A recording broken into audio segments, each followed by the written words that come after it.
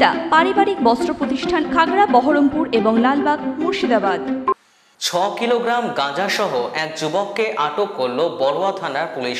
শুক্রবার বড়ুয়া থানার কুলি মোড়ে নাকা চেকিং এর সময় সন্দেহজনক অবস্থায় এক যুবককে দেখতে পায় police.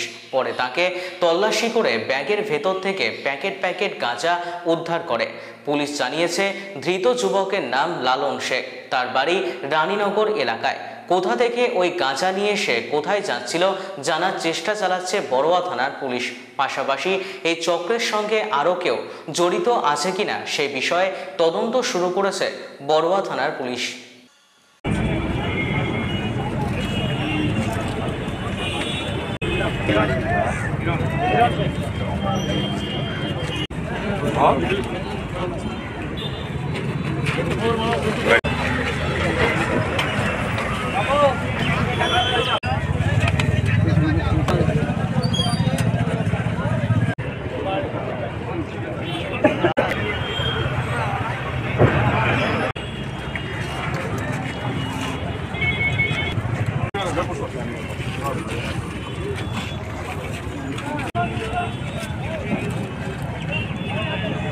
Western outfit, fancy churidar, শাড়িতে রকমারি রঙের সমাহার। ফ্যাশনে এসেছে আজ নতুন